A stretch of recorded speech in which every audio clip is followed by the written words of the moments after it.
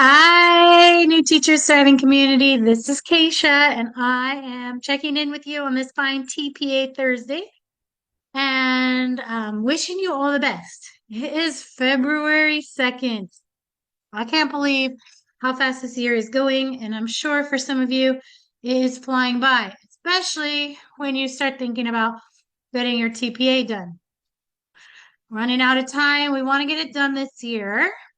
If you have already registered and you're ready to go, let's get it done before June so that you know you have all the pieces and parts that you need to submit and be successful in your submission.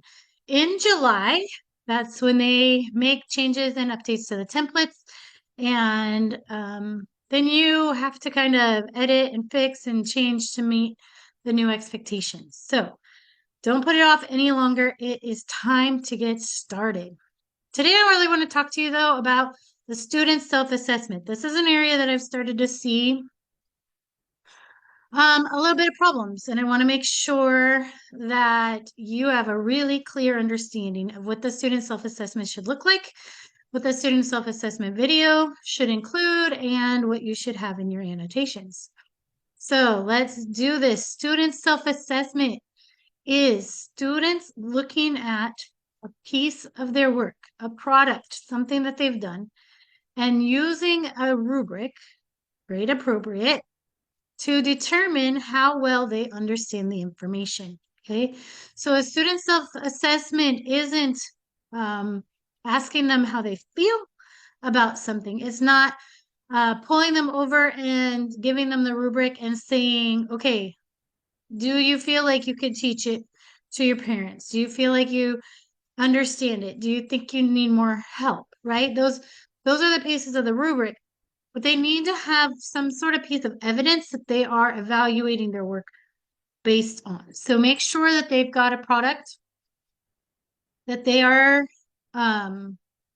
doing, a rubric that they can use to evaluate their own learning. Okay. So those are some key pieces. You're going to need to upload both of those pieces as blank documents. If you are giving them an assignment that a prompt that they need to write to, or a math problem that they needed to solve, and you don't really have a worksheet or something to upload, then you would write a little description on a document about that assessment and upload that instead of the assignment sheet.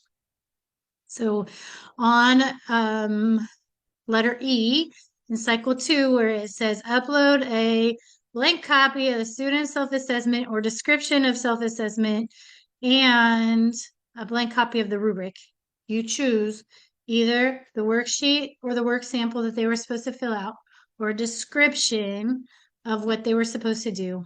And then the rubric would be a separate item that you upload, and you must have that. You do not turn in any student work for that. So the blank copies is all they want. Okay. Now, in your video, it's essential that they see 3 things. 2 of them have to be there, and the third one could be written up on template H. However, I highly recommend making sure all 3 are in the video clip as best as possible, depending on your grade level. And I'll share a tip for that in just a minute. You need to show you modeling the self-assessment rubric. This is what it is. This is how we fill it out. This is, what a 3 means, a 2 means, and a 1 means. I do recommend a 3-point rubric because they ask you to break it into 3 parts: exceeds, meets, and does not yet meet. Seems to keep it aligned with what they're asking for, that a 3-point rubric would be the easiest. Okay? So, modeling the use of the rubric. You don't have to do the whole thing on video if that's going to take 5 minutes, but in your lesson, you might go over it, all of it, and then cut it so that it shows you using part of the rubric. The second thing is the students evaluating themselves, making the self-selections, right? And the third thing is the specific feedback that you would give students. So how do you do that in 5 minutes? How do you do that and get all the pieces in? I highly recommend with one student at the table sitting down and saying, all right, here's our self-assessment rubric. Here's the piece of work that you did. Remember that we did X, Y, and Z. Let's look at it. Okay. On this rubric, you're going to decide how well you think you're understanding the things that we've been learning about. Okay. So this 3 or this thumbs up or this smiley face emoji means that I'm super clear on this. I totally understand it, and I think I could teach someone else how to do it. Okay. 2 is I get it. I'm understanding. I might still need some clarifications. And a 1 is, yeah, I'm still struggling. I could use some more help. Okay. All right. So the first one says, and you read them the first construct, and then they look at their paper and they evaluate themselves. I think I'm a 2. Oh, I see that you think that you're a 2. Why did you put that? What would help you feel like you would be a 3? Okay. Or someone who might put a 1 and they're struggling and concerned, and you pull out the manipulatives and you do a little practice together. Something that you can do quickly. You do not have to go through all the constructs on the rubric in the video, but you need to show those 3 pieces. Modeling the rubric, students assessing themselves in the rubric, and you giving them feedback. I've started to see some very vague videos that have unclear of those 3 things, and those are not going to go well and end up with ones on the scoring sheet. So when you are doing your self-assessment, make sure to do one kid one-on-one at the table, kind of think through what you need to do to cover it in about 5 minutes. Students wrote a whole essay, you're clearly not going to go over the whole thing, right? But the first construct is I can write a thesis statement that supports my opinion, right? For example. Okay, so on a 3, 2, or 1, how do you feel about writing a thesis statement? Those are hard sometimes. Introductions and conclusions are super challenging, and so students will be all over. The second tip I have, so the first tip is one-on-one. The second tip is oh my gosh, my brain, it just having the students look at it and select the thing that how they're my brain just totally lost the second tip. I'll get back to that in just a second. Okay. So students are filling out the rubric. They're looking at their constructs. They're choosing it. First is one-on-one. Second is just show a small piece. And third is, sorry, make sure that you fit all 3 of those pieces into the video. Plan it out.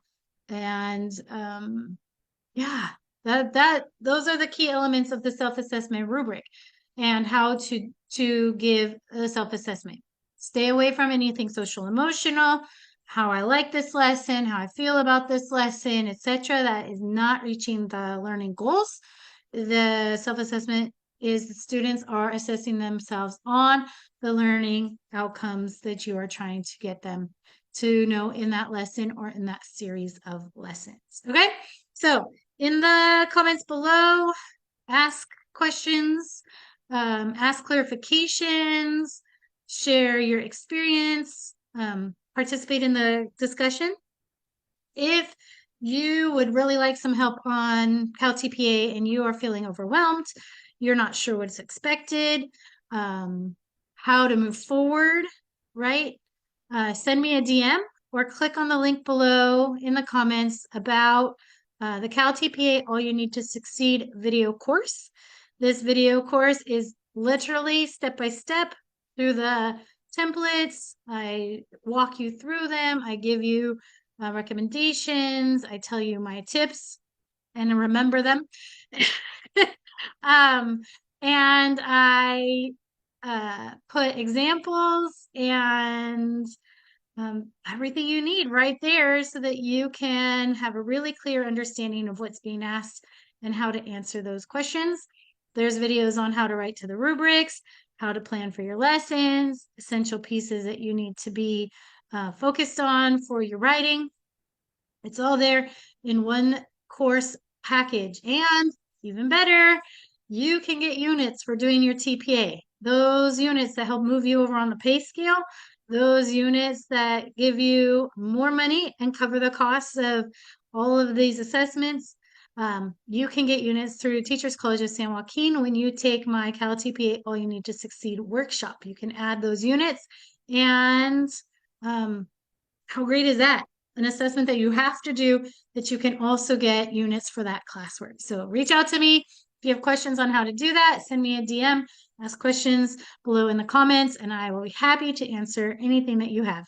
Happy TPA Thursday. Have a great day. Bye.